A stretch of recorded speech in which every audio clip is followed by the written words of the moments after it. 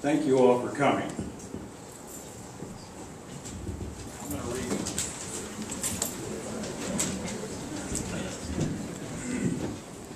I wanted to read a quote. You will know who the author is probably as soon as I tell you. I want you to think about this. There is evil afoot in America today. I think you all feel that in your heart, in your spirit. I want to read something that J.R. Tolkien wrote about the battle between good and evil. All we do know, and that to a large extent by direct experience, is that evil labors with vast power and perpetual success in vain. Let that sink in just for a second. You can see that happening in America today. It seems like no matter how hard good people work, the works of evil and darkness are never really vanquished. They may be put aside for a time, but they just keep working. We know that America was not founded by the genius of men or anybody's superb idea.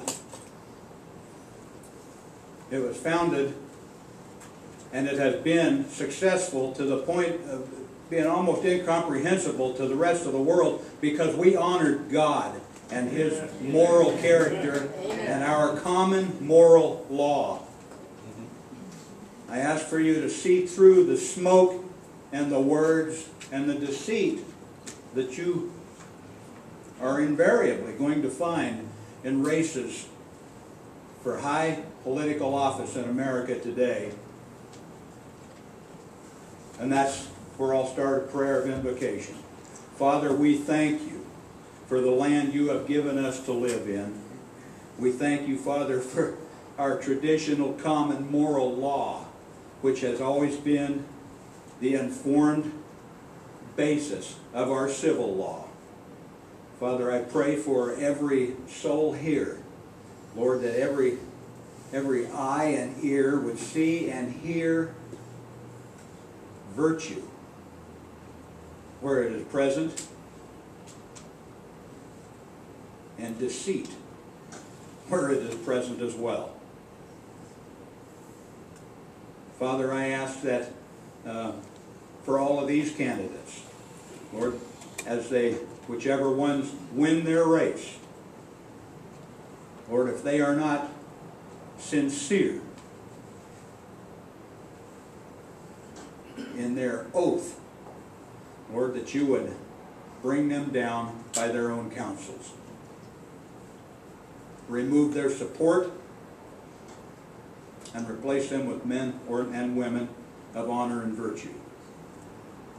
Father, we expect that good men and women will be the victors in these races. Bless them as they go. We ask it in your name. Amen. Amen. Senator Mike Patton from the 4th Legislative District will lead us in the Pledge of Allegiance. We have so many blessings in the country, so with that in mind, please join me in the pledge.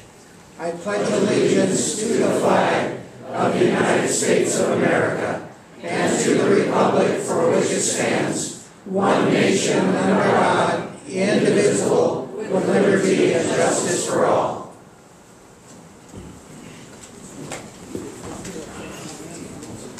All right. Thank you all very much for attending tonight. This is the Northside Conservative Action Alliance's 4th Legislative District debate. Tonight we feature candidates from both races, position 1 and 2 for state representative. I would also like to thank Cindy Marshall and Alan Marshall for the use of this wonderful facility tonight.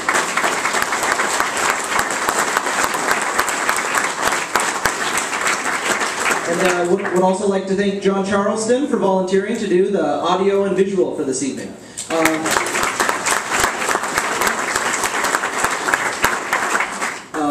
One of the other things we just wanted to point out, this will be recorded and posted on YouTube in its entirety, and we also encourage anybody here that has a camera, feel free to take pictures, do video. We would ask that you maybe don't use the flash, just we don't want to distract anybody, but you're more than welcome to snap all the pictures you want, any recordings you'd like as well. So I'm going to hand it over to Bruce Wadsworth, and he's going to tell you a little bit about our organization.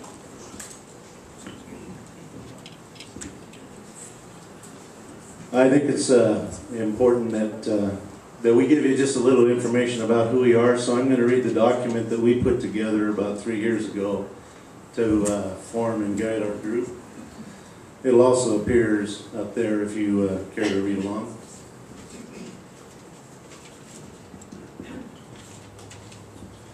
We recognize the Declaration of Independence and the Constitution as the founding and governing documents of this country.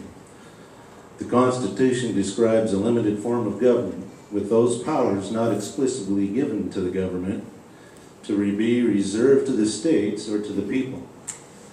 Too many people today believe that government grants and protects their individual rights and freedoms, when in reality a large government threatens those rights and freedoms.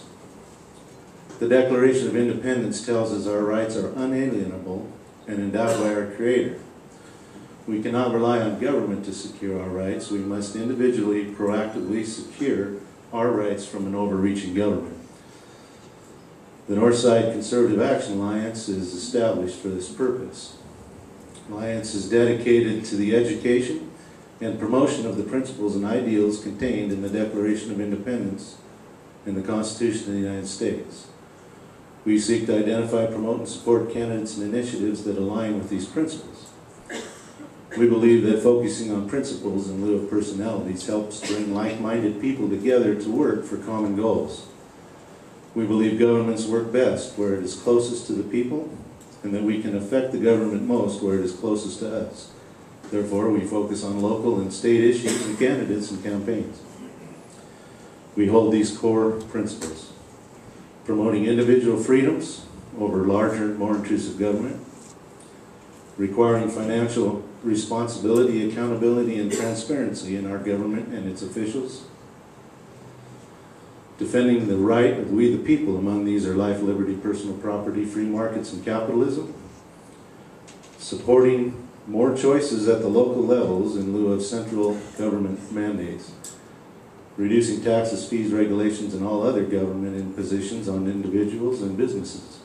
The balance between freedom in business and government overregulation has tipped too far and must be corrected, securing a stable and honest monetary system. I'd like to just set the agenda for this evening. First, I want to address audiences from the questions. All questions will be asked by the moderators. Questions from the audiences will be handled via index cards. There are index cards in the back. If you have a question, please write it on the 3x5 cards provided. The cards will be collected, and time permitting, we will ask questions which are not addressed by the prepared questions. We already have many questions from the audience, I mean. Tonight, we're pleased to have 4 candidates who are running for 2 separate legislative positions. The 2 candidates for position 1 are Diana Wilhite and Bob McCaslin. Neither is the incumbent. The 2 candidates for position 2 are the incumbent Matt Shea and the challenger Josh Aratola. Some of the questions that we ask tonight will be asked only of position 1 candidates, and some will be asked only of position 2 candidates, and many questions will be addressed to all 4 candidates.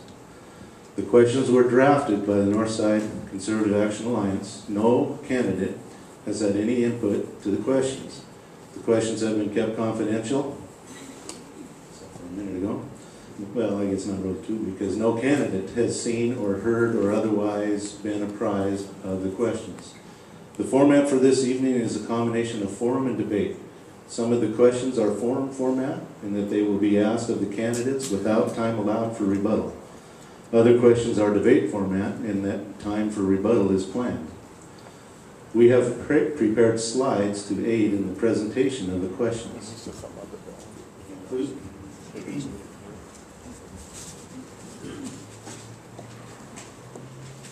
Included on the slides are the questions being asked, the candidates to whom the questions are directed, position 1, position 2, or all candidates, the time allotted for each candidate's response, and if the question is for debate, the time allotted for the rebuttals. The slides will remain up during the response and rebuttal period to remind the audience and the candidates of the questions being asked and the time allotted for the responses. We also have timers to keep the evening progressing so that we can get to all the prepared questions and hopefully some of the many we've gotten from the floor as well. Out of respect to the audience and the other candidates, we ask that you limit your responses to the allotted time. As the candidate is responding to the question, the time remaining will count down on a timer on one of these screens. You can see it now. This screen will turn yellow when you have only 5 seconds remaining. The screen will turn red when no time remains. There also will be a bell that will ring when time has expired. If you go over your allotted time, you'll be asked to stop, and if you sufficiently go over, your mic power will be cut. Each candidate will have the opportunity for an opening statement and a closing statement. If you feel you did not have enough time to answer a question, or you have a rebuttal you feel you could not make, these can be addressed in your closing statements. In addition, each candidate was asked to prepare 2 questions so that they could ask it of their opponent. The first question is a direct candidate-to-candidate questions will be asked at the start of the debate after the opening statements, and the second question will be asked towards the end of the debate. Restrooms are in the back behind that flag. And the final item is, we understand that debates can be spirited events. However, we are asking all members of the audience to be respectful of the candidates and the other audience members. Please do not applaud or make other distracting noises during the question and answer period. So that's the agenda for this evening. I'll turn it over to Josh to start the questioning. Thank you, Bruce.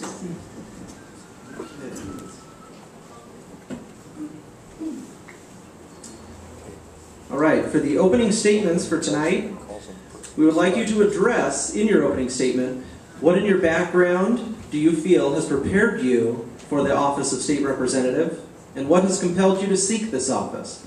We will start with position 1, and we're going to go in alphabetical order for the opening statements. So Bob McCaslin, you have the floor. What gives me experience mostly has to do with me working with people, with parents, with kids, in my job as a kindergarten teacher. I've worked for 30 years with parents, and I've always treated them with respect, and didn't always agree with them. And as a result, had probably 99% of them be willing to work with me for the better of their kids. And in my opinion, that's a transferable skill. You know, taking that to the legislature means that I can work with people across the aisle. I've got the ability to, even if I don't like somebody, I can still work with them. And it's been a pleasure to do so over the last 30 years. And I think just my family history too has given me a lot of experience too.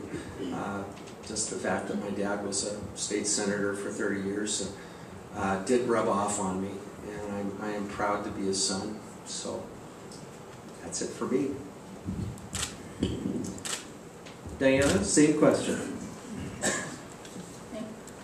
Having been elected and served on the Spokane Valley City Council for 7 years, I've also served as a community volunteer on the boards of the Spokane Valley Partners, the Spokane Valley Fire District Civil Service Commission, the Spokane Workforce Development Council, the National Federation of Independent Businesses, the Spokane Regional Transportation Council, the Central Valley School District Building Committee, and I've been a precinct officer for the Republican Party for 28 years. I believe in and will will preserve the Constitution of the United States and defend our liberties as defined in the Bill of Rights and the Declaration of Independence. I believe I am the most qualified candidate because I have been active in the community and I have been elected by the citizens of Spokane Valley as their council member for 7 years, and I served as mayor for 3 years. As mayor, most of the people who came to see me came because they were upset about something. And so I have learned how to deal with difficult situations and help people understand why or why not we could not do what they wanted, or in some cases help them to achieve their goal. So therefore, I ask for your support for my candidacy. Thank you. For position 2, and I'll restate the question here. In your opening statement, please address what in your background do you feel has prepared you for the office of state representative, and what has compelled you to seek this office. We'll start with Josh Ertl.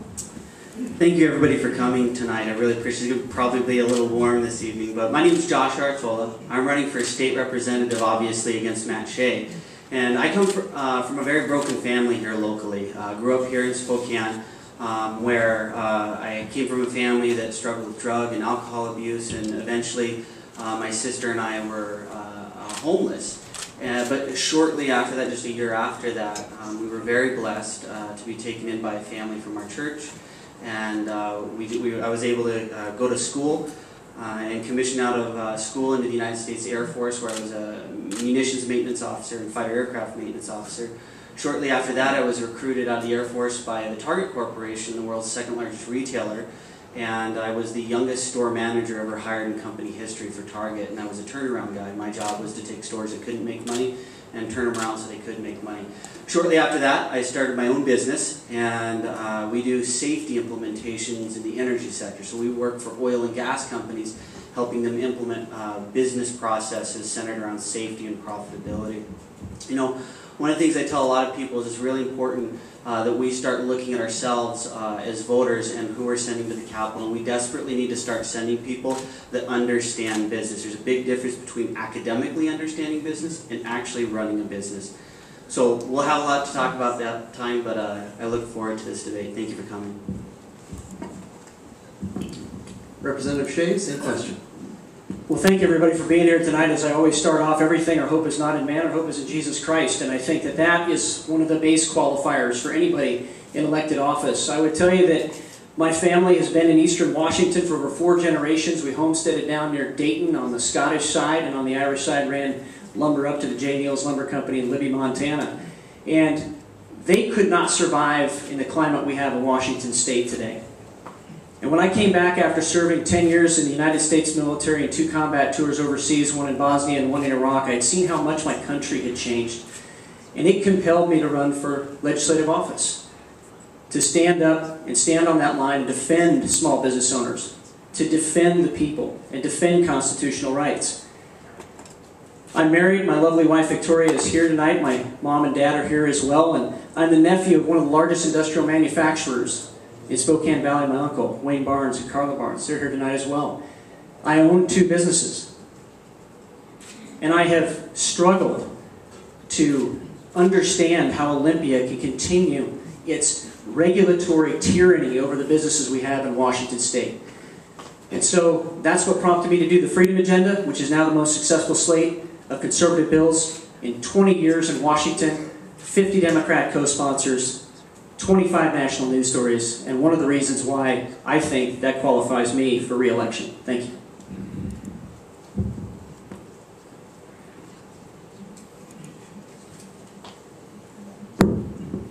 Okay, our next question is that the candidates have been asked to have a question that they are going to ask to their opponent.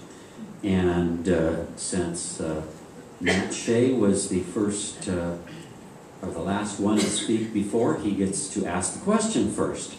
You have 90 seconds to answer. 90?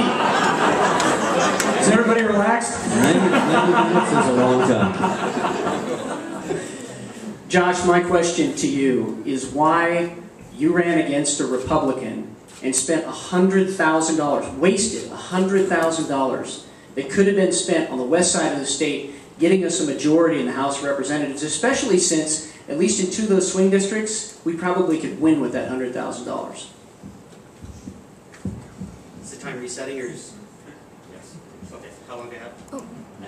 90 seconds. Okay. Thanks for the question. The reason why I decided to run against you, Matt, is it's my personal opinion that you're not focused on issues that are important to our district, and you're focused on issues elsewhere. And maybe those issues are important. I'm not saying they're not. But I really feel like we need a representative that focuses on our issues in the 4th Legislative District, not traveling to Idaho all the time to rally at the, let's see, last week it was the Panhandle Pachyderms, I think it was, and then off to Nevada with Clyde and Bundy. And again, maybe those are important issues, but for us, I feel like we need a representative that focuses on finishing the North Spokane corridor, actually knows how to create a business-friendly environment, and wants to reform adoptions and foster care because they're fundamentally broken in our state. We need somebody that's going to focus on our issues and work for us as a whole community and push our agenda, not their agenda. And that's one of the reasons why. And you said spent $100,000, wasted $100,000. Every single dime of my campaign has come from local business owners that are done with you. Every single dime, and they would disagree that that money has not been wasted. $40,000 of your money has come from lobbyists in Olympia. You're bought and paid for by lobbyists in Olympia. So if there's anybody wasting money, it's not me. We as business owners feel very strongly about this. We feel very strongly about this, and that's why local businesses and local people have put over $100,000. For each of these, there will be a 30-second rebuttal. So Representative Shea, you have 30 seconds. This campaign isn't about me, it's about you. It's about the fact that you just took max contributions from SEIU Healthcare, which is committed to destroying Republican candidates in this state, which is committed to implementing Obamacare, and you're taking money from the pro-gas tax lobby. So, yeah, this is about who is fighting for small business, and it's been me with the Freedom Agenda having $75 million in economic impact for Spokane Valley alone. You get to ask him the question now. The question that you brought prepared. Oh, it's my turn, yes, Yep. Every single sheriff in the entire state presented legislation that would prevent people from breaking the law and lying on duty. For example, there was a deputy that followed young ladies around that he thought were attractive and pulled them over to get their name, their ID, their address, where they lived, and basically as a stalker. And that person got fired by the sheriff, obviously, and then he presented legislation that prevented arbitration from reinstating that officer. And we had bipartisan support, and you led the charge to reinstate this guy as a deputy in defeating this legislation that would have protected the sheriff's firing. Why are you, 2 sessions in a row, why have you fought the sheriff's efforts to restore integrity to our police force? I don't have anything to do with the hiring or firing of sheriff deputies, but I will address the legislation over in Olympia, which all of our staff, constitutional attorneys, including myself, a constitutional attorney admitted to practice all the way through the Ninth Circuit Court of Appeals, it was unconstitutional in the way it was written. We offered solutions, and we're going to be introducing a bill this next session to fix this problem that is constitutional. That was the only problem with it, and part of my rubric in going to Olympia is running this through the simple process of, is it constitutional? Can it be done in the private sector? And is private business going to actually be competing against the government with something like that? So when I run it through the rubric and it doesn't even pass the first one of, is it constitutional? Absolutely, I'm going to be opposed to it, as was the rest of my entire caucus, not just me. Josh, you have a 30-second rebuttal. Again, it's really important to know the facts. His entire caucus, maybe the Liberty Caucus, but not the Republican Caucus. Joel, out of the 7th, right? The deputy leader of the caucus, he was for it. Susan Keith sponsored it. Susan Fagan out of the Nice sponsored it. Kevin Parker sponsored it. Mike Baumgartner sponsored it. Mike Padden, sir, Senator, are you in the room? Oh, he left? Senator Padden sponsored it. So to say it's the Republicans standing against being unconstitutional is totally false.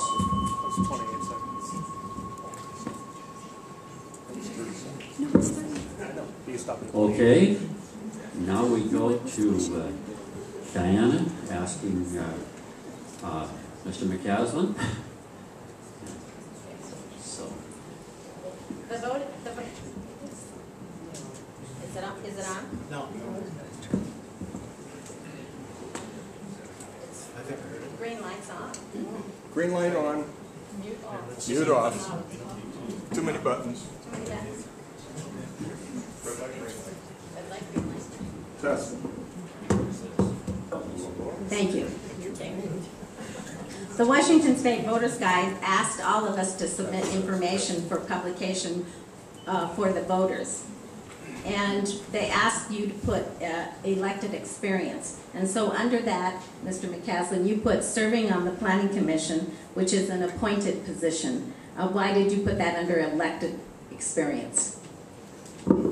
that was a very good question. That was my mistake, and even though I caught it that same night, and I sent an email to the person doing that, they still, didn't change it. So I see it as an opportunity to serve, just in the same way as this is an opportunity to serve, which is the main reason I'm running. So I joined the Planning Commission for that, and I made a mistake. That's the honest truth. No, there's no. 30 seconds for rebuttal. There's no rebuttal. Thank you. You already answered it. Test. Okay, then you asked the question, and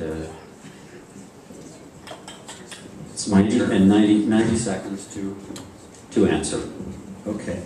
My question, Diana, is why you supported an increase in property taxes while you were on the Spokane Valley City Council.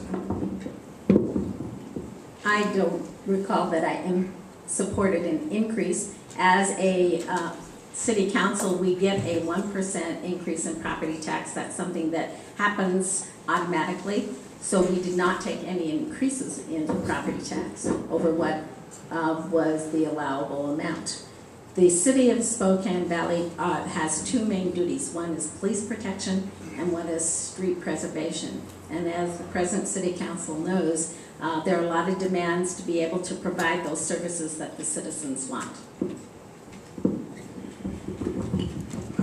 I do count the 1% that the present city council has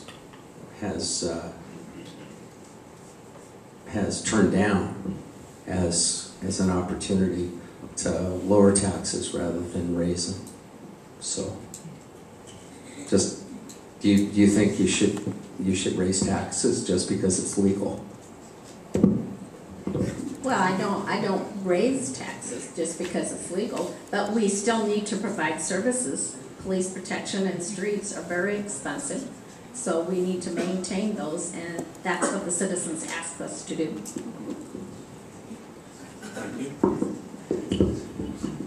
This next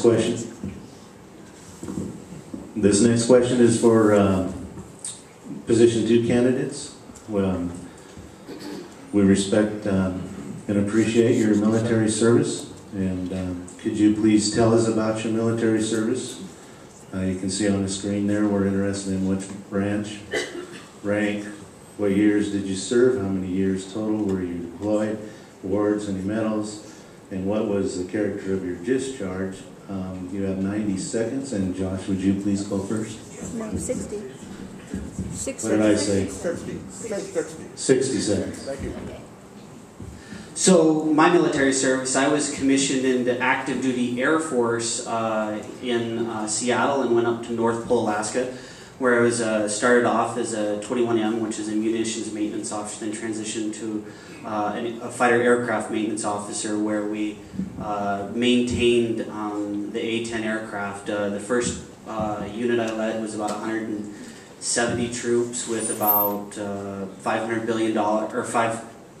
million in assets, and then I had a aircraft unit, 21 AO aircraft, valued at about $1 billion, and had about 200 troops. And so yeah, that was my military service. Fighter aircraft. There's 68,000 of us Air Force vets in the area, and I served in the Air Force. What was it, the nature of the discharge? Was that it? Yeah, I separated honorably.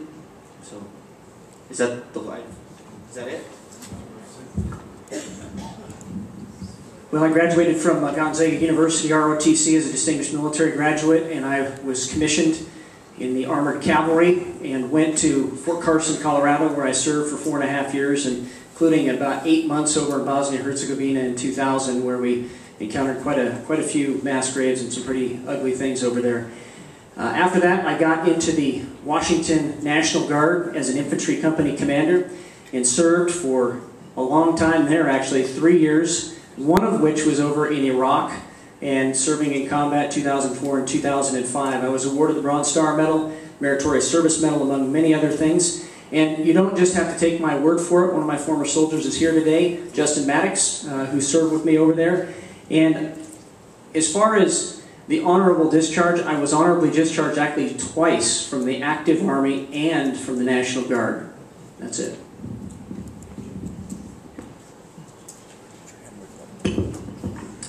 Our next question is for position 1.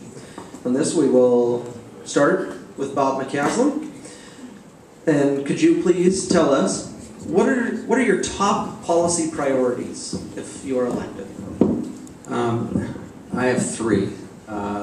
Number 1 is reforming government, especially reforming the way it spends your money. Number 2 are jobs in the economy. We have to make it more friendly for business to do business in the state of Washington. Here in Spokane, we're losing way too much to Idaho.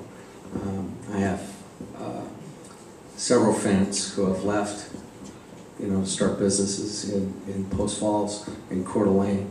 And last of all is education. I mean, we should have the best schools in the nation here in the state of Washington.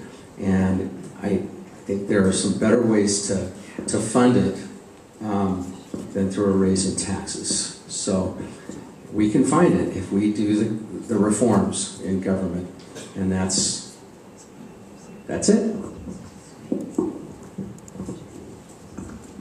Same question for Diana. Thank you. My top priorities are, having been a small business owner, I had to learn to live on the income that my sales generated.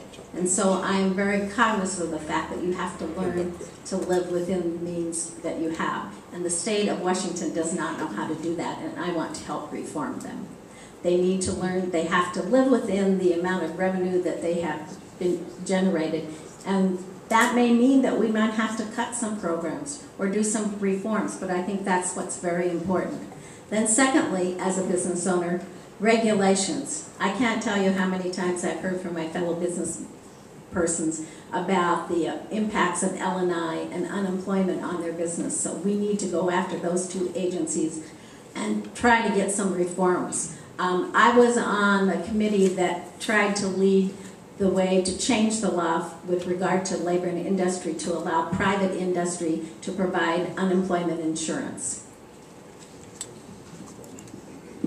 We would like to just ask one request of the candidates as well, if they could refrain from using any cell phones or any type of technological devices like that while on stage. Don't want anybody texting, getting any help from the audience. Thank you.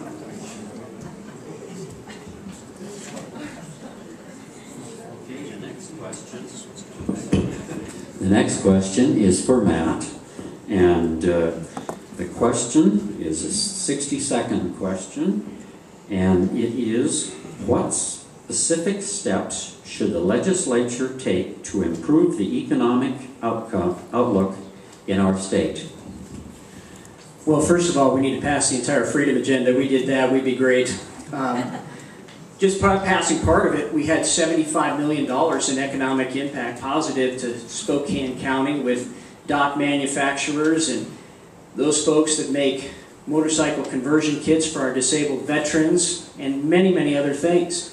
I think that the specific steps that need to be done are, we have to have regulatory reform. We have to reform the Administrative Procedures Act. Businesses should be innocent until proven guilty, not the other way around. We should also take a look at what's going on with the Department of Revenue and targeting intentionally certain businesses for audits. And lastly, I think one of the very key steps that we need to do is stop any sort of tax increases on our small business that could drive them out of this state to Idaho. For example, the gas tax. Many of my friends are in the trucking industry, that would absolutely crush them. Am I responding? Yes. Same question, yes. Okay. What specific steps should the legislature take to improve the economic outlook of our state? So again, this is a big part of a difference between academically understanding business and actually understanding business. There's a couple steps we could take right away. From a minority government, we need to work on regulatory speed. Regulations are killing business, and we need to work on reforms to reduce the regulations, but that's done by a majority in the Senate, majority in the House, and forcing a governor into it or having the governorship. We need to look at regulatory speed. I have a friend that tried to get a license to operate, went to Coeur d'Alene, Idaho to get his license to operate. It took him 5 minutes to get the license. Came to Spokane Valley, took him 4 months to get the license to operate. Regulatory speed is actually what's killing business. Thank you. And then Diana, the same question. Well, I believe that we need to do regulatory reform with regard to improving the economic outlook in our state. Many businesses, as you heard, think about going to Idaho because the regulations there are less burdensome. So we need to work on making those changes not only to the B&O tax, but also to how we do unemployment compensation and labor and industry, because that is what's hurting my fellow business members. Thank you. Bob, same question. Well, I think it even before, the legislature passes, great reforms toward that, we could really go after government agencies. And the way to do that is to allow them to carry over budget surpluses. And by doing that, then give them some encouragement to keep doing that. And if that means put priority in funding, and then you only have to fund up to that.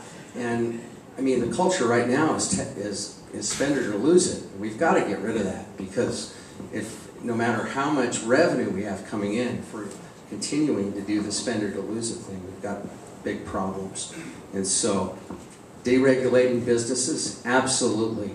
We need to make it common sense reform so that businesses can just deal with less regulations.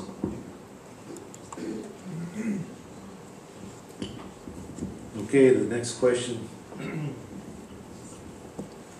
is for all candidates, and Bob, we'll start with you. You've kind of touched on this, but we're asking for more, I guess. Agencies and bureaucracies continue to grow in size and power and ever-increasing reach into our business, property, and lives. Do you view this as a problem? If so, how will you move to limit the size and power of these agencies? Well, yeah, I did speak to that a bit. So I think the way you do it is you have to change the culture. And the only way you can change a culture is by rewarding different behavior. And it's not too much different than teaching kindergarten.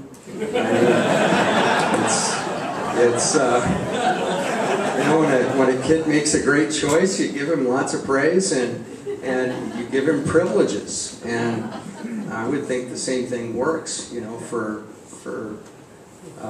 the state government. I think too, it's also, it's going to be reaching across the aisle and bringing some other people along. And I've got some good experience at that too. So, yeah. Diana, the same question. Okay, It was said that if the agency has money left over, we should reward them. Well, if they have money left over, I don't think I want them to keep it because they're using it to retaliate against businesses.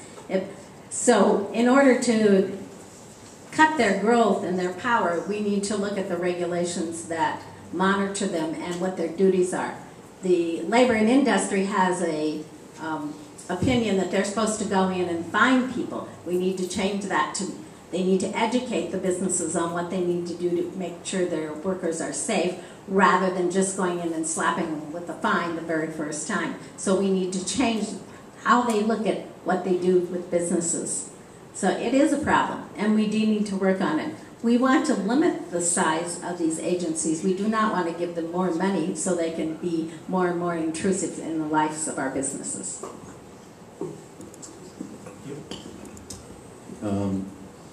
Josh, same question. Would you like me to reread it, or okay?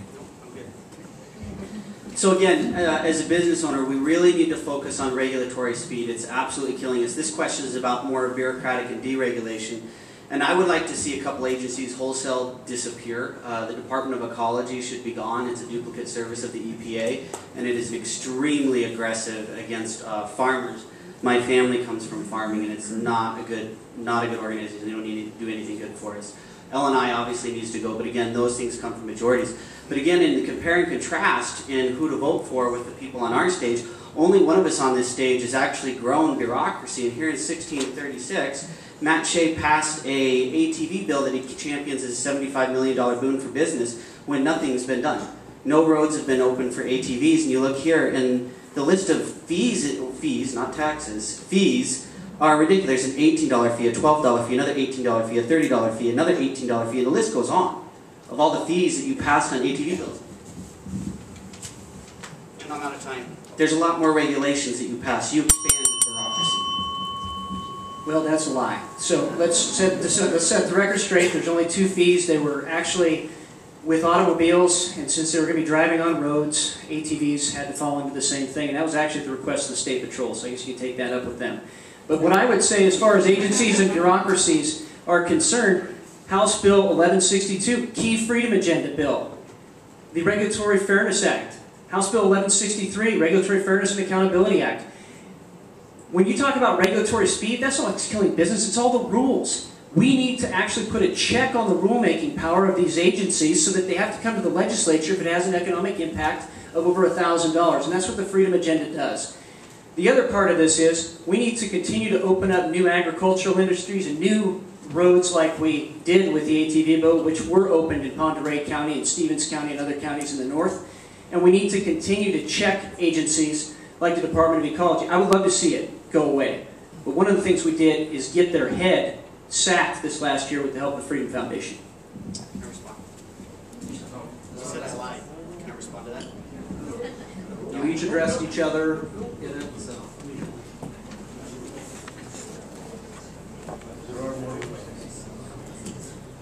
This next question is also for position 2. We'll start with Representative Shea. Do you believe humans play a role in global climate change? 30 seconds. 30 seconds? No. Climate has been changing since the beginning of time, since God created the earth. What we have today is what I think is conclusively disproven. As I stated recently with some constituents, there's an early winter in Canada and Alaska, and boy, this global warming is freezing. John Sharatola, same question. So I'm going to use my 30 seconds real quick. No. There was a $18 registration fee, a $10.75 per retirement fee, a $12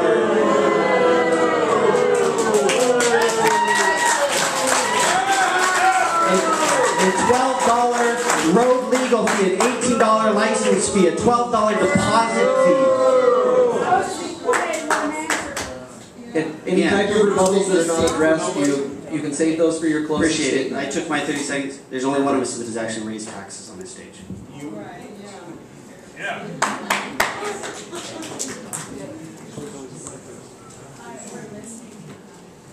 Okay, the next Turn it on. Somebody turned it off. The next question, Diana, and this is 30 seconds. Do you support the state empowerment, implement Common Core state standards. Why or why not? I've talked to a number of teachers as I've been out on the campaign trail and discovered there's some fatal flaws in Common Core standards. And so although we do need to have standards, there's things the kids need to learn as they reach each grade level, I don't think Common Core is the way to go. So I believe we need to look at changing it. Okay, Bob? Common Core is a one-size-fits-all type of thing, and even though it's touted as something that's generated by governors of the states, it is tied in to a lot of things that the federal government's doing too. So I'm against it for that. I'm also against it because it doesn't adequately in any way teach the Constitution or the Founding Fathers and their history.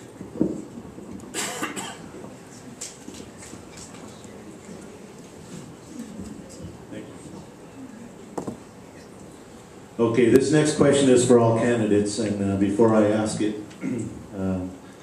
I'd like to again ask the crowd to please refrain from comments and booing or yelling or whatever it happens to be.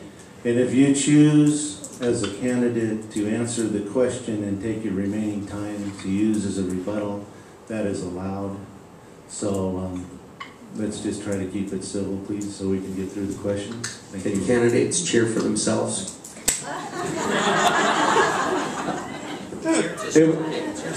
If you're not part of the audience, I guess you can. Okay, the next question. Okay, Josh, it's for you. And it is for all candidates. The state Supreme Court has ruled to hold the state in contempt of court because they say the legislature has not adequately funded basic education. Do you agree with this ruling? Why or why not? You have 60 seconds. So I think fundamentally there's a separation of powers issue here that the legislator has boxed itself into in giving the guidelines to the court. And I would be for repealing laws and changing laws and making sure to redefine the court's role so that they cannot take a major overstep. They aren't the budgeting, this is the people's money, and the people's house and the people's senate need to be able to control the budgeting. So fundamentally I have a problem with McCleary and the overstep by the Supreme Court. So I would definitely, that is the first priority. As the second priority, I do think education is funded very well. We have one of the highest rates in the country. I think the money is misused in some areas. I think we spend too much money in some areas and not enough in others. For example, with 10 seconds left, building green schools. It's an absolute boondoggle in how it's structured and how it's scored and how it's rated. And we wasted $50 million in our local community trying to build a green school that ended up not being green. Thank you. Matt, same question, please. Yeah, thank you. I wholeheartedly disagree with what the Supreme Court did. It wasn't the legislature giving the Supreme Court guidelines. It was the Supreme Court overstepping its bounds and telling the legislature how to spend money. The legislature has the power of the purse, not the Washington State Supreme Court, or for that matter, the United States Supreme Court if he gets up there. The whole point behind this entire thing was to intimidate the legislature into spending more money on education. I co-authored the letter along with 36 of my colleagues to send to the Supreme Court and tell them that they overstepped. And one of the ideas that we had, and I support Mike Baumgartner in this, is perhaps we should take the funding out of the Supreme Court to help fund education if that's what they want us to do. The second thing that is part of this that I think that is very key is the Washington Education Association has poured tons of money into my opponent. And that is the organization that for 30 years has continually asked for more and more money.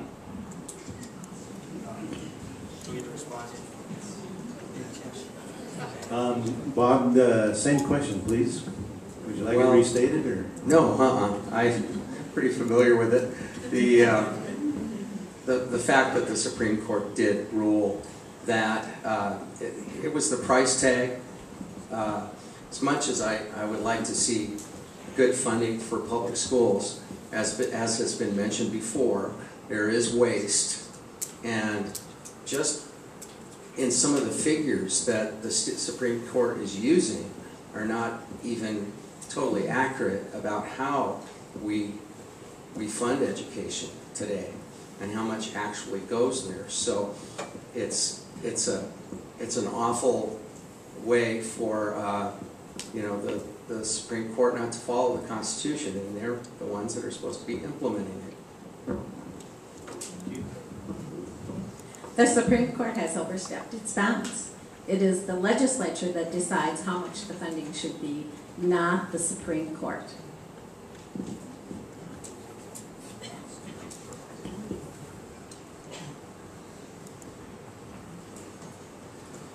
All right, our next question will be only for position 2.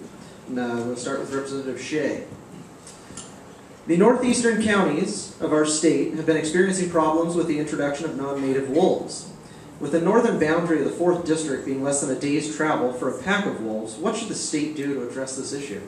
I think the state should declare, well, if we had the ability for the state to declare emergency, I think they should declare a state of emergency and take care of the wolf problem like Idaho did. But since that's not happening, I applaud the work of the county commissioners in the northeast counties, for instance, Ferry County, which declared a state of emergency recently to take care of this wolf problem. There have actually been wolf sightings, not just up on Mount Spokane, but south toward the Palouse. So this is becoming a huge issue, not just for cattle ranchers, but also for those that raise sheep and everything else.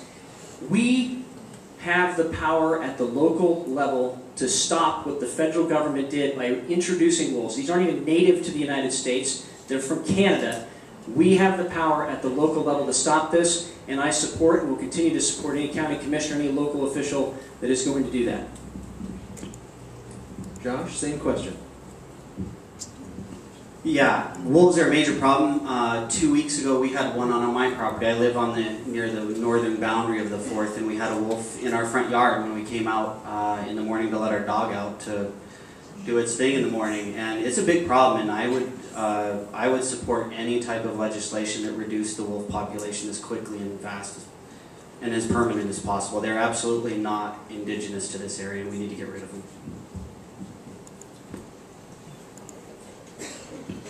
Okay, our next question. Did you get this one? We're giving you a better one. Question is, and you have 30 seconds for this, what will be the first bill you will introduce if elected? And Bob, would you answer first? It's a toss-up between two things. One is a bill that would deal with how the state agencies spend their money and allowing to carry over budget surpluses. And within that, I want to tell you, if we would be spending less money, we would be rewarding those agencies for spending less money. So the other one has to do with juries, and I'm out of time. Yeah, same question. The first bill I would introduce if elected has to do with regulatory reform. As a business owner, that's the thing that's on the backs of our necks that keeps us from being able to hire more people because of all the regulations that small businesses have to deal with. So one of the first things I would want to do is to see about reforms in the Department of Labor and Industry. Thank you. We've already really touched on the next question, so we're going to replace it with one from the audience. And this is to all, and we will start with Diana. I'm sorry you won't see the question up there, so I'll read it slowly.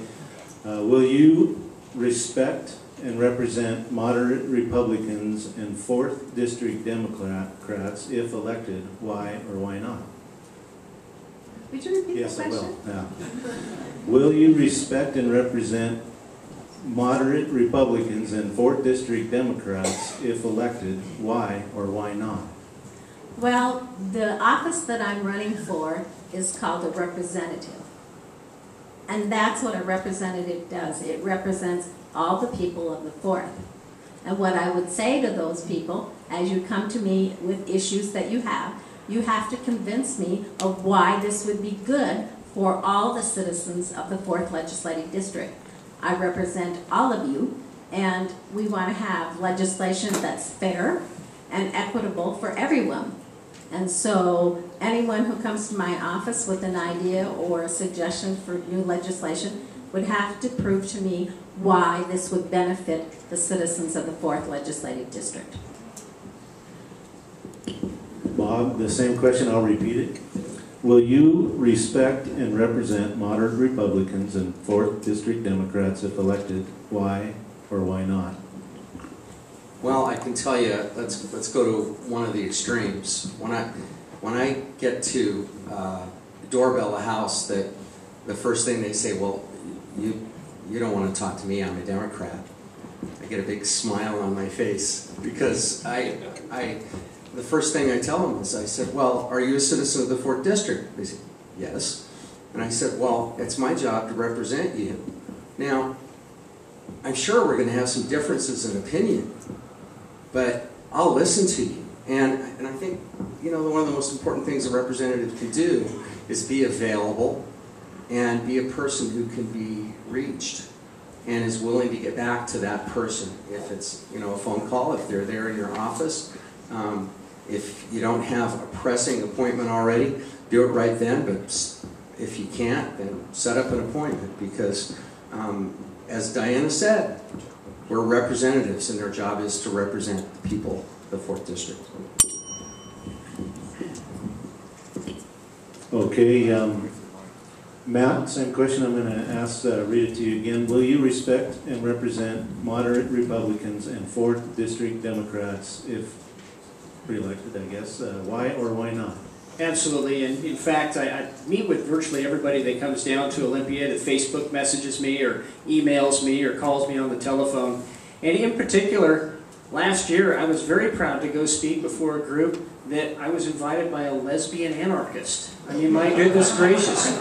I can listen and work with anybody, and I think that's one of the reasons the Freedom Agenda was so successful, because we had 50 Democrat co-sponsors. We might disagree on all issues but 2, and I was able to identify what those 2 are and work very respectfully with them across the aisle.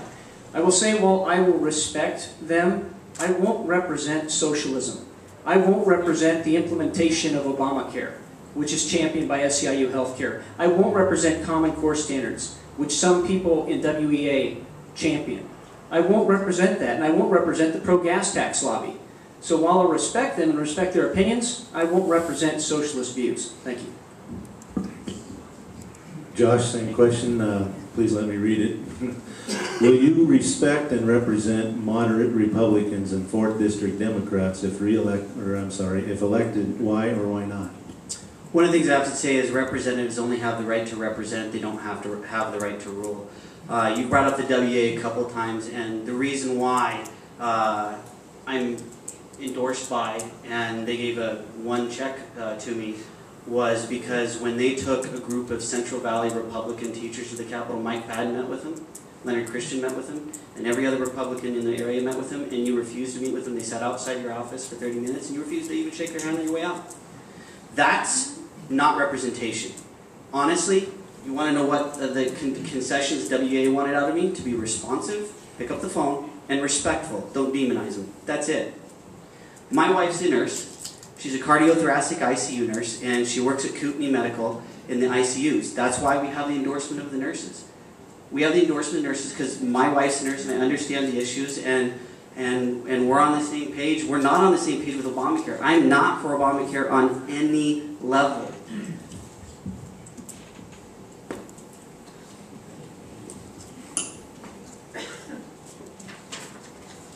All right, our next question is for position 2. We want to find something in the county platform that a little bit of controversy in it. So, Spokane County Republican Party platform has a plank under the Jobs, Economy, and Currency section that states, "We support the use of a commodity-backed currency as legal alternative to fiat Federal Reserve notes." Do you agree with this plank? Why or why not? We'll start with Josh Aratola. This is the one part of the party platform that I genuinely disagree with. And again, I know there's a lot of you in the room that think that's the answer to reining in the Federal Reserve and reining in a bunch of other issues. But in the end, it would fundamentally overnight collapse not only the national economy but the global economy. The price of oil would soar instantaneously and you would not be able to afford gas. I absolutely, on no level, support switching to the gold standard. Let's just call it what it is, switching to the gold standard. I know that's very popular with the Ron Paul movement, but that is absolutely not where National Republicans are. It's not where 4th District people are. If you were to take a vote, we would not support that.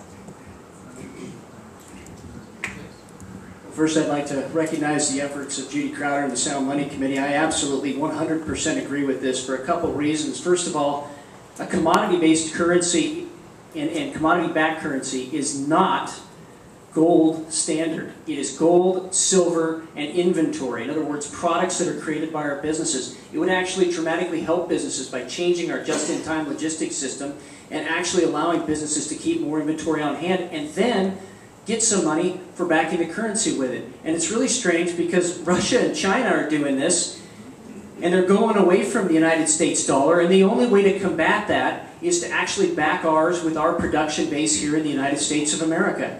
It's a basic, simple principle of economics, and I think Ron Paul has actually done a great job talking about that, but the whole Austrian school has. And I do not believe in Keynesian economics, where we just continue to print fiat currency that has no value behind it.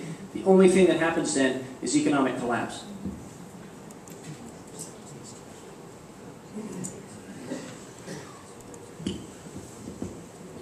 Okay, the next question is for Bob. And Hold the mic up. the mic is on. The question is for Bob, and it's a 60-second question. The question is, tell us about your strategy for introducing legislation and garnering significant support to get it passed. I think the first thing is I don't have to have my name at the top of it. I'm willing to have somebody else take credit if it's good legislation. And second of all, it has to pass the muster of being constitutional. And we have got a great state constitution, and it provides the limits that we desperately need, that we seem to have lost as far as how the West Side spends our money. And again, it's the whole attitude of that this is not the legislators' money to spend. It's people's money. People who work hard and pay taxes. It's their money, so we need to treat it as such. Diana, same question. My strategy for introducing legislation and garnering sufficient support to get it passed is to be a good listener, because you have to know where people are coming from if they have objections to the legislation that you're introducing. You have to be a good listener. You have to understand why they're objecting to it, so you can craft your argument as to why this is good legislation and should be passed.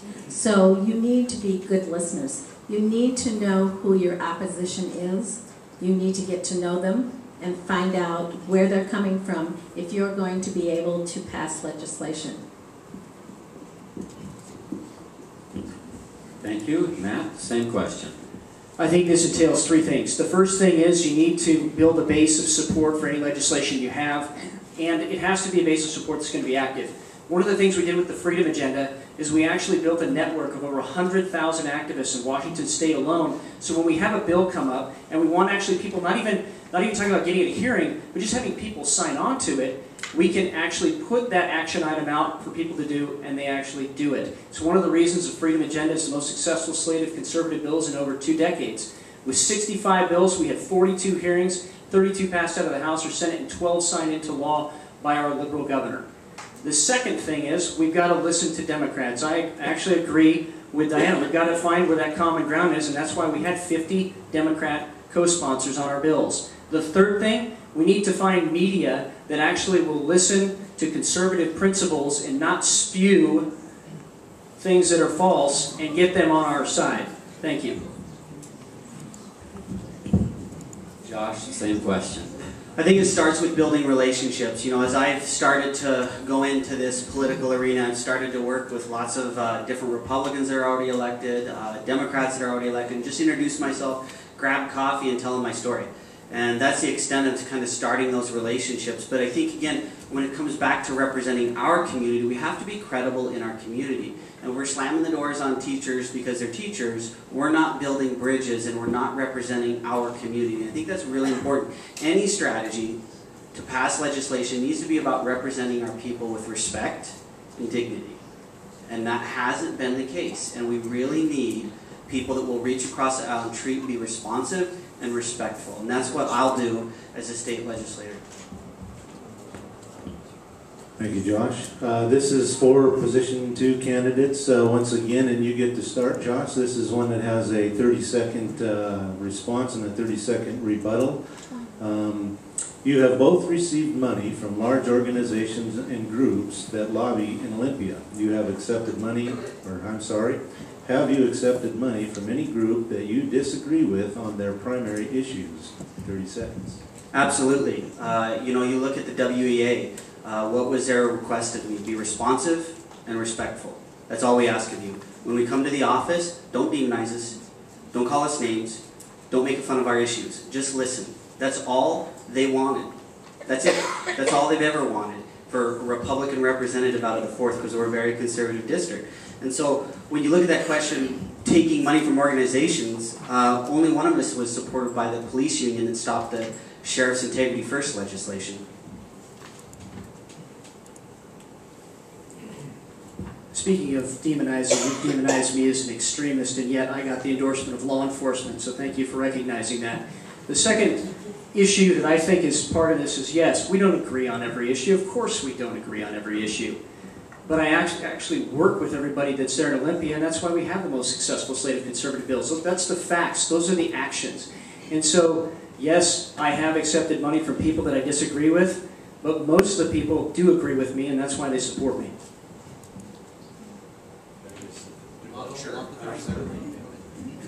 In the last 4 months, both of our campaigns have raised about $40,000. Nearly every single dime of Matt Shea's money, with the exception of one donation from Dwayne Alton, came from Olympia.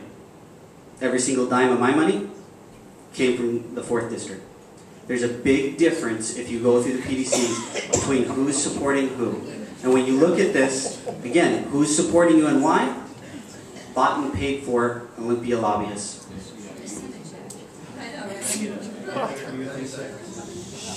The great thing is I have over 300 individual sponsors, most from the 4th District. In fact, there's many in the audience today that have given me money here in the last 30 days. They're raising their hands right now, so that's a lie. The second thing that I think is a straight lie is that you didn't get every single penny from inside the 4th District. SCIU Healthcare, last time I checked, is outside the 4th District. And by the way, if you're going to try and hamstring it in with some of their members, it's still one of the worst unions in the country. I would never take money from them.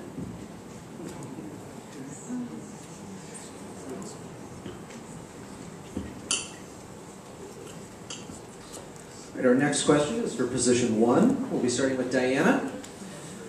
How can the state make health care more affordable for the citizens of Washington? Get rid of Obamacare. You know, we need to have some reforms in healthcare. I mean, I know there are some tort reforms that we need to have. We need to look at how procedures are billed. It's a tough question, but we do need to make it affordable for people because we're all getting older, and we're probably going to need a little more health care as we go along, so we need to try to make it more affordable. I think putting it back into the hands of private businesses and the competition among the private healthcare companies would help to make our healthcare more affordable for our citizens, but Obamacare has to go. I think getting rid of Obamacare in totality is a great idea, and we need to pursue that in every way we can. But I think practically we're going to have to chip away at it, and the more we involve private business in that, the better. The more we bring up the issues that private business has with Obamacare, the better. Because it's going to be hard for businesses, even on the west side, to argue with, oh wow, we're paying so much more, we could provide so much more for our workers if we didn't have this, we didn't have this, we didn't have this. So I think we need to attack it piecemeal.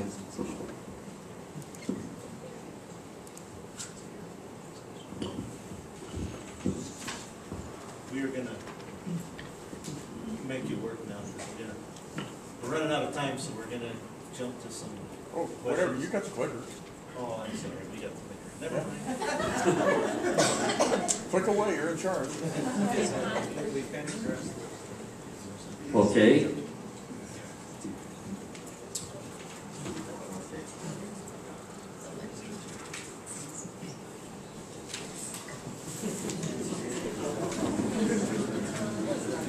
Okay. The next question is for position 2, candidates only, and the first one there is, the question is, how has your opponent misrepresented your stance on issues during the campaign? And this has 60 seconds and then 30 seconds for rebuttal. And Josh, would you like to lead? You know, I don't have a lot of time to pay attention to Matt's campaign. I don't know necessarily what he's saying about me, but there are some whisper campaigns out there that have come back to us from PCOs that have been talking directly with people, one of them being Josh isn't a Christian. And I can tell you that on April 6, 1994, I found my faith in God and became a follower, and would love to share that story with anybody, but there is one issue probably about the gas tax and healthcare. I am not for the gas tax. I continue to pump as if I'm for the gas tax, and I'm absolutely not for the gas tax, nor am I for Obamacare. Matt? Yeah, I've been looking forward to this one. Let's talk the Bundy Ranch. So I'm just going to cut right to the chase. I've been demonized as a racist and an extremist. Now, no matter what I say, I mean, I served in the military with people of all ethnicities and all races. But it doesn't matter what I say. I still get demonized and implied to be a racist. So if anybody has any questions on where I stand on that, they can ask my good friend Doug Taft, who is sitting here on the side, and ask him what he thinks about me being a racist. The second thing, good thing we have a rebuttal. Okay, Josh, rebuttal. I've heard people call Cliven Bundy a racist. I've actually never heard anybody call you a racist. No one's ever told me you're a racist. I've never said you're a racist. I wouldn't think there's any evidence out there to say you're racist. I would say that you're highly distracted by issues outside the state, and that you're not representing us on really important issues that impact the community, like the corridor, like businesses, like adoptions and foster care. There's a lot of things that you're not representing to somebody. Again, I wouldn't ever call anyone a racist. And I would likewise never call anyone not Christian. So let's talk about the fact that I am an elected member of leadership in the House Caucus. And the same day you say I was in Idaho, I was also in Prosser, Washington with Dave Taylor talking about issues important to our state. The whole thing with the Bundy Ranch is that I was invited down there by the 4th District State Representative there, Michelle Fiore. And why? Because the exact same thing that started in Nevada is starting in the Palouse 4 months ago.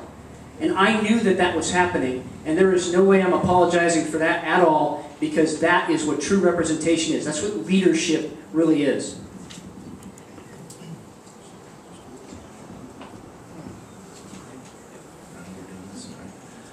Okay, this question is for, we're a little scrambled because we're running out of time and we have more questions than we have time. So we're trying to figure out which ones are the most important. And so what we're going to do is go to question number 25 and ask this of position 1 candidates. The current biennial budget passed with more than bipartisan support than we have seen in recent years. Would you have supported it? Why or why not? And we'd like to limit that to 30 seconds instead of the 60 shown there. And I guess, Diana, could you respond first, please?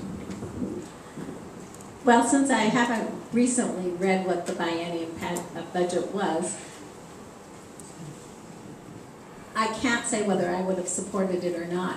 You know, the problem with the budget is it seems to be increasing every year. And I don't know that our income has increased, the revenues that have increased at the percentage that our state budget has. So I want to take a real close look at the amount of money that's being spent based on the percent of money that's being garnered. Sorry. I like that rhythm. Sorry. Well, you know, the biennial budget was touted by people in the Senate, people that I do support as a great way to work together. There are some things that I did disagree with it, and specifically it had to do with just the increase in spending in some areas. So I don't think I would have voted for it. Yeah, I like that.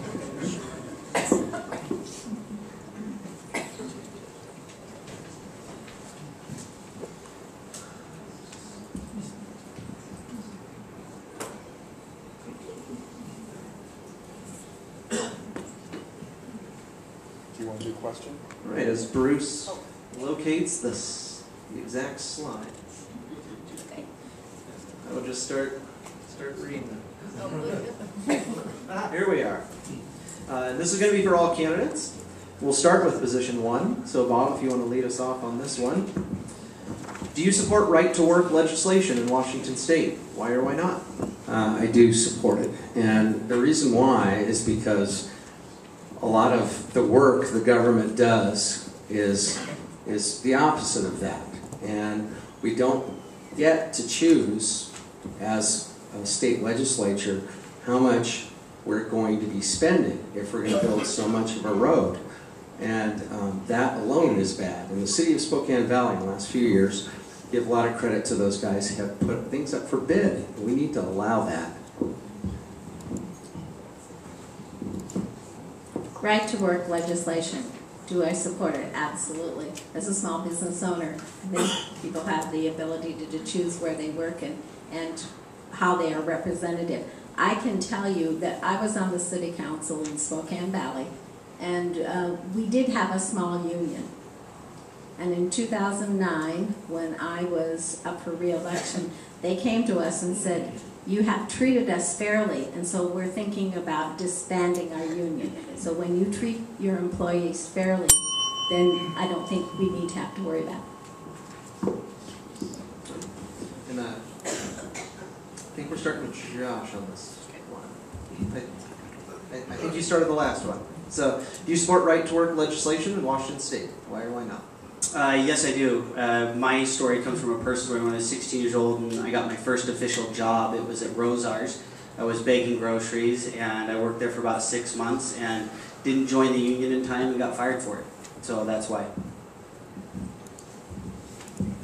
Not only do I support it, I've actually authored it. I've been in contact with the National Right to Work folks, and I hope to help Mike Baumgartner get that through in Washington State. Because ultimately there's a freedom to peaceably assemble, but not to forcibly assemble, which really is what I think that is. But I got to tell you something, it makes it really hard to pass right-to-work legislation when you're having people accept money from WEA and the SEIU healthcare.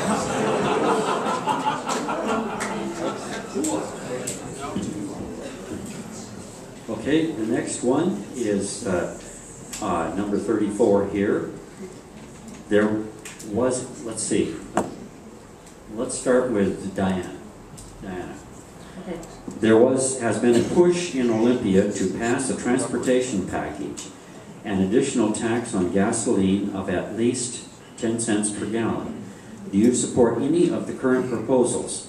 please answer yes or no, and if yes, which and why? Well, in the transportation package, they talk about a gas increase, and I don't think that's the way we need to go. But they have talked about reforms within the Department of Transportation. One of the things is when we do transportation projects, we charge sales tax on it, and it goes into the general fund. So either we need to eliminate paying sales tax on transportation projects, or if we're going to have them pay it, it needs to go back into the transportation fund to fund transportation projects.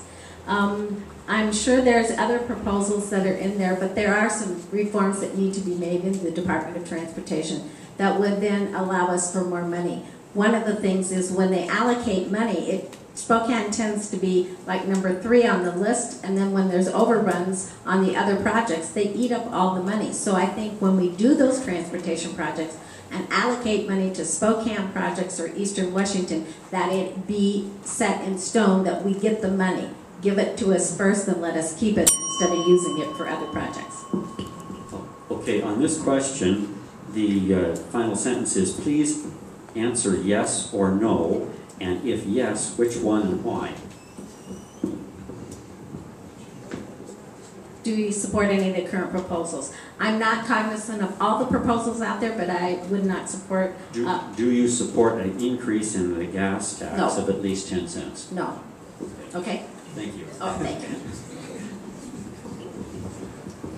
I think the main thing for the transportation department, you don't have a... It's a yes or no question. Oh, well, absolutely no. Okay. You know, I don't, I would never vote for a gas tax increase, and we've been promised completion of the North-South Freeway in the past as a reward, you know, for people doing that. But the problem is, it's not, it's, you know, if we have less businesses driving on it, why do we need to get it completed? I think we need to get it completed, but we can do it without a gas tax. And I think it's, if we get rid of the problems of how they spend the money, then, you know, we have to go after the reforms first. And I wouldn't even look at anything unless it had the reforms standing right out front and being the priority. Josh? You want me to go first again?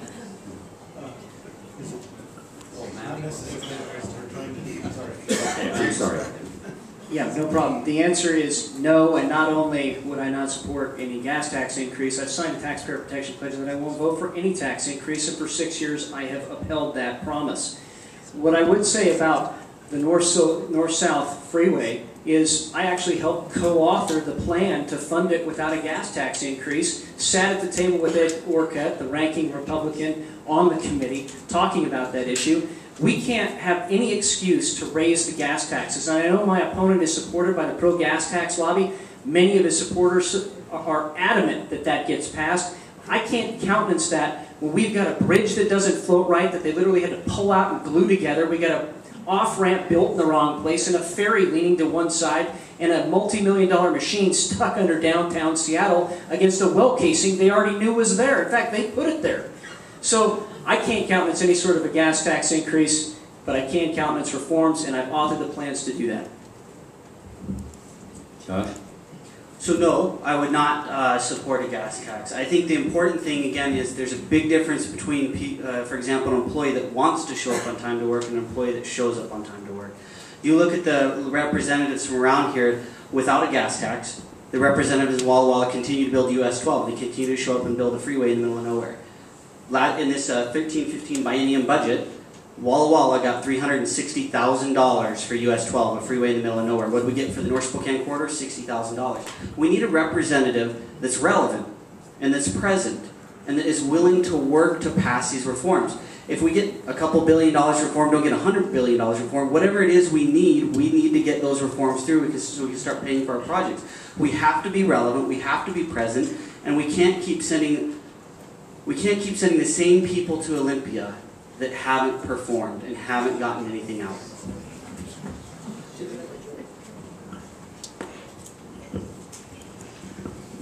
Okay, we're going to go to questions from the audience. This will be for all candidates. Josh, you just finished. Why don't you start? Please tell us, are you pro-choice, pro-life? Are there any exceptions? 30 time on this? 30 seconds. Thank you. I am absolutely pro-life. I have been pro-life my whole life. I'm a recipient of someone being pro-life by being born, as all of you are. That is a non-negotiable for me as part of our faith as a believer, is being pro-life. And so yeah, I'm absolutely pro-life. You know, we're talking about who's donating to our campaign. The president of Life Services gave us $1,000 because we're involved with them. And so it's like, we are involved with pro-life, and my wife and I donate heavily to groups that are pro-life. Matt, I will repeat the question. Please tell us, are you pro-choice, pro-life, or are there any exceptions? I'm adamantly pro-life, no exceptions. And not only that, I've been authoring bills every single cycle since I've been there to further the pro-life cause. My wife worked at a crisis pregnancy center, actually Life Services, and I'm endorsed by Human Life PAC, the largest pro-life organization in Washington State. There is no question, if we get the life issue wrong, we get every single other issue wrong. Bob, please tell us, are you pro-choice, pro-life? Are there any exceptions? I am pro-life, no exceptions at all. I am endorsed by the Human Life PAC also. The thing is I know when people argue exceptions, they're talking about wanting to add another tragedy on top of something that was a tragedy to begin with, like a rape. And that's just isn't right.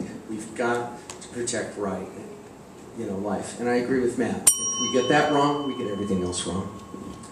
Diana, please tell us, are you pro-choice, pro-life? Are there any exceptions? I am pro-life. I believe in what Ronald Reagan said with regard to this issue. And what he had said is that he believes in life, but he did allow exceptions for rape or incest or the life of the mother. That's a hard one, but I've not walked in their shoes. So I think it's up to them to make the right decision, and hopefully God will put it in their heart as to what decision to make. But I think it needs to be in the hands of those people. Actually, Diana, we'll start with you for this next audience question. The way this one is stated is, what will you do to help get state funding for Bridging the Valley? Bridging the Valley. I served on the Spokane Regional Transportation Council, where we talked about bridging the valley and the importance of that to the citizens of the 4th Legislative District. We've tried negotiating with the railroads over what they need to come to the table is, and so I would work with those legislators to work on the railroad companies. I think there is some leverage that we can use against them to have them bring money to the table, because bridging the valley is a very expensive project.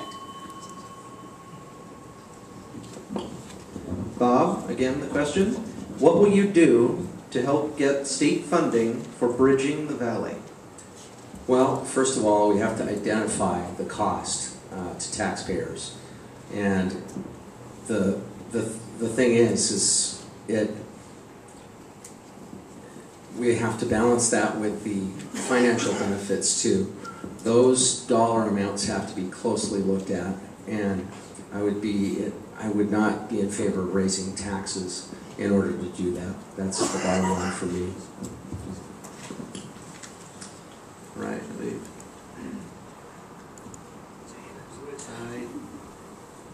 I think, okay.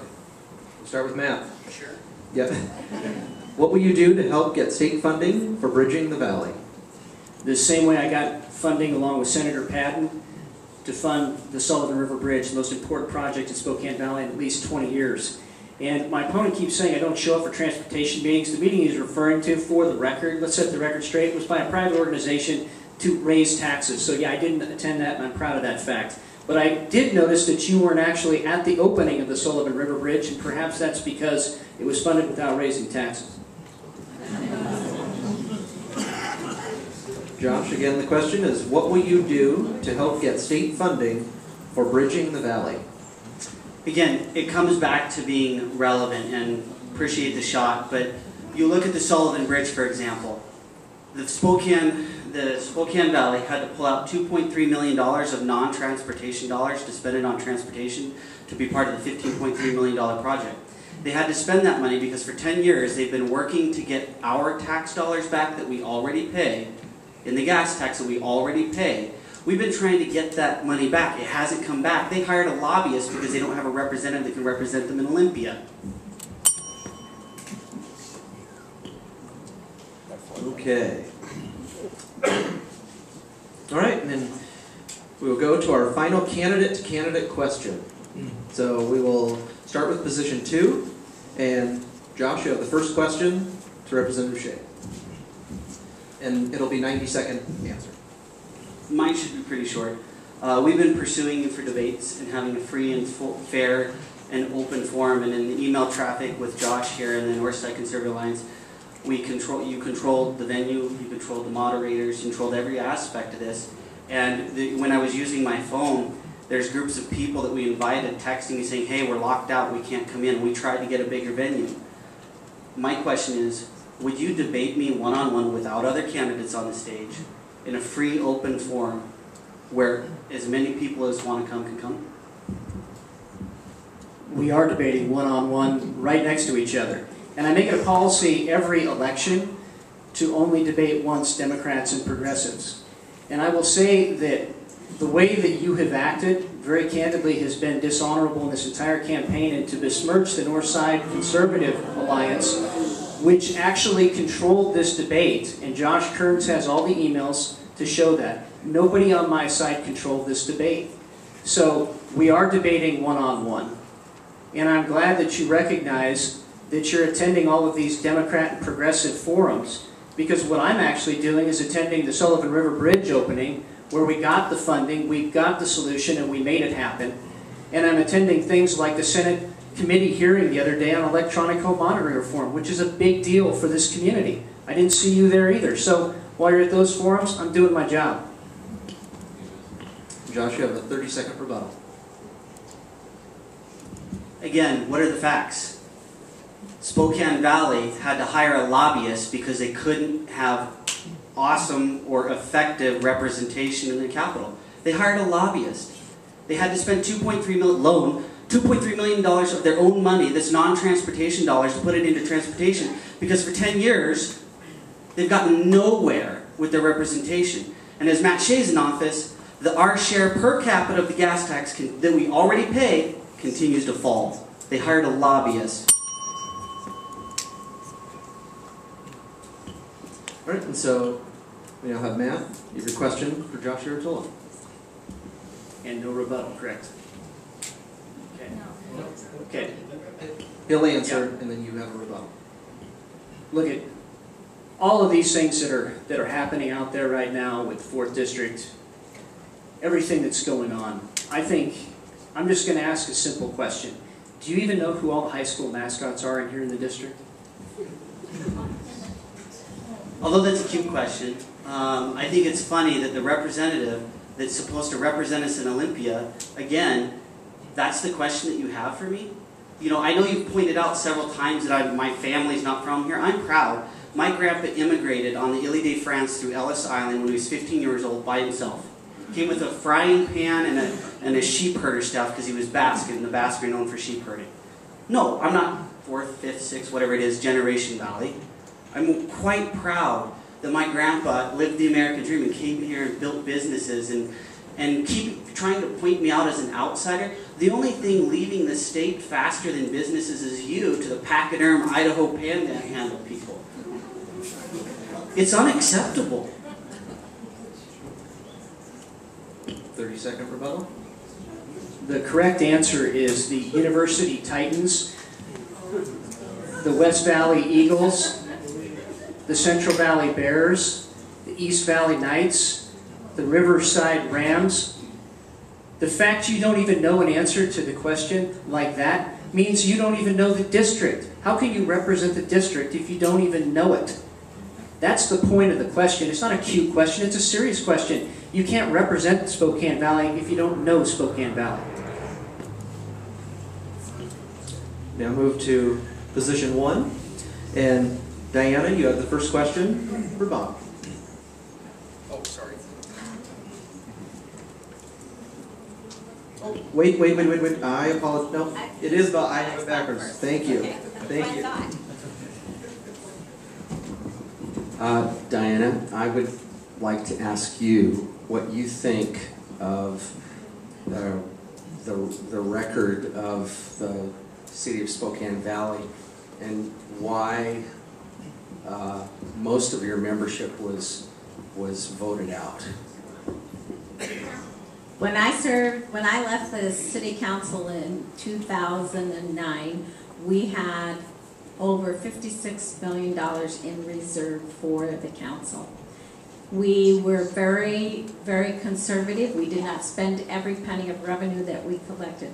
One of the reasons that I lost my election was because the community did not like the city manager. And I can say I don't disagree with you. I felt that he needed to go, but I am only one of 7 on the council, and it takes a majority in order to get rid of the city manager. I went to the city manager and I said to him, you know, I'm going to lose my election because of you. Because the community did not like his style, and I have to agree, you were right. You were right, he was not the person who should have continued as our city manager. Unfortunately, I didn't have the votes to accomplish that. Bob, you have a 30-second rebuttal.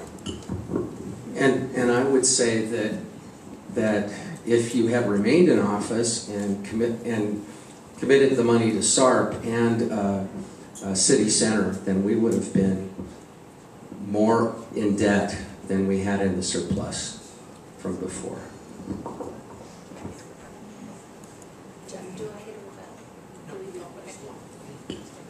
All right, and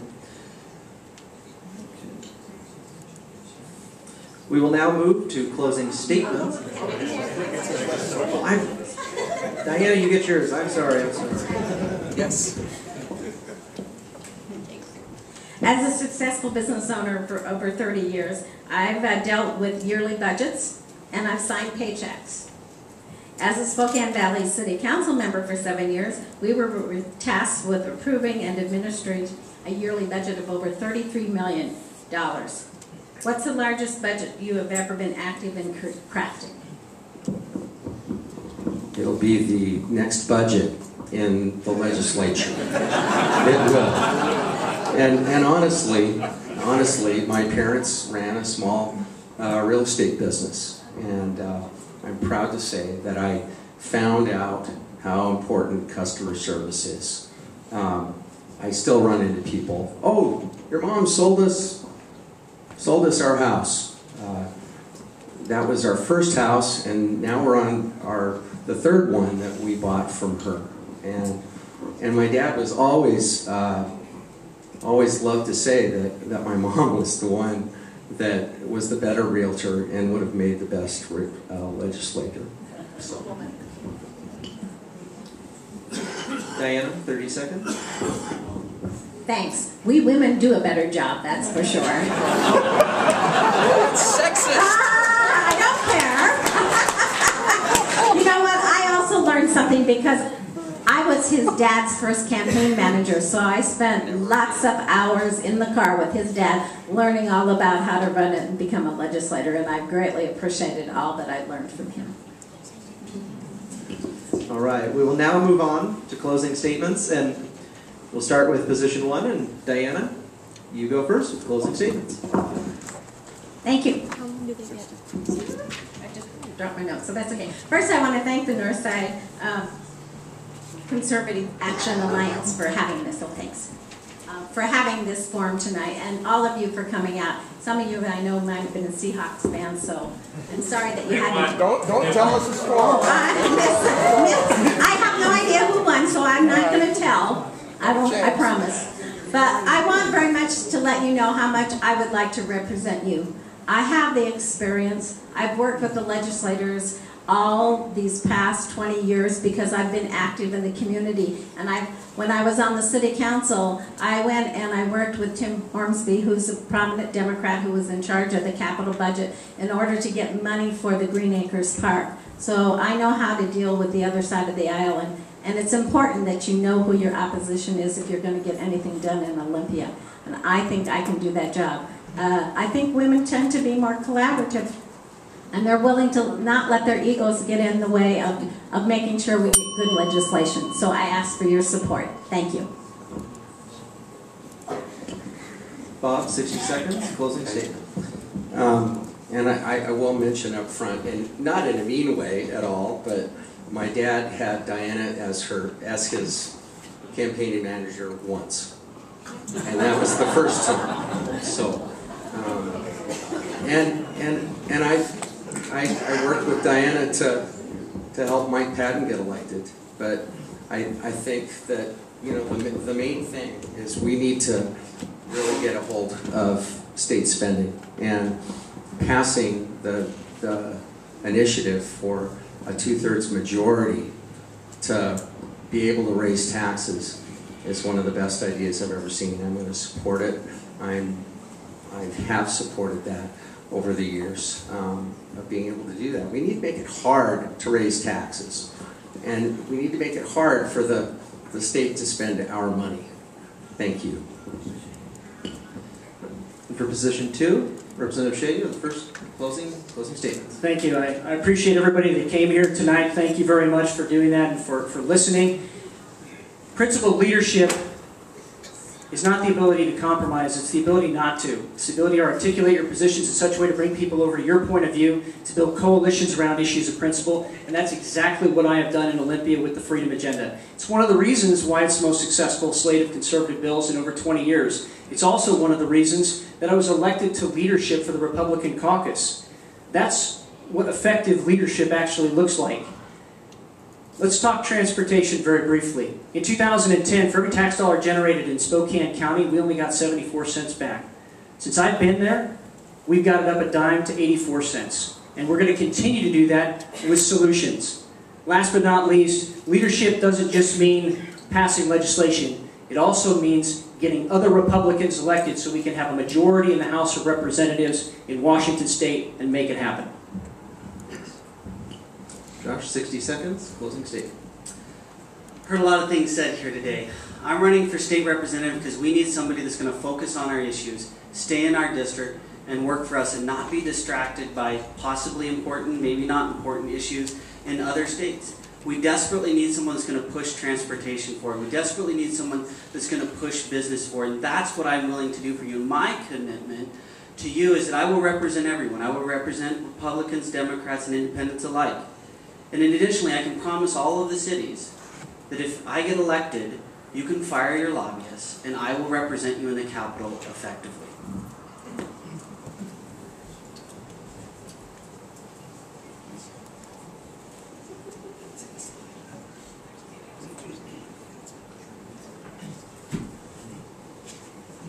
Thank you for coming. Turn the switch on.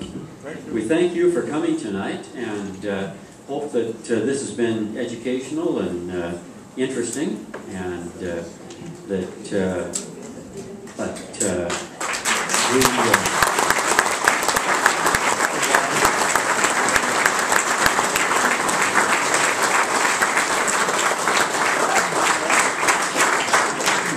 we would like to announce that the next meeting of our Northside Conservative Action Alliance is on October 21st at the Round Table Pizza in up on the north side on West Francis there, and Dick Leland will be the speaker, and we would you're all invited to attend if you'd like.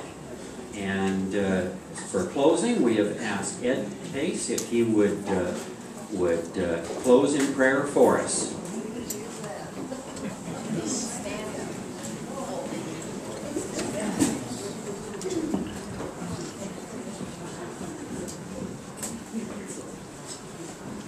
Heavenly Father, we thank you so much for this gathering, and we thank you that we live in a country where we can gather like this, where we can gather and disagree and listen and still work together to make things work.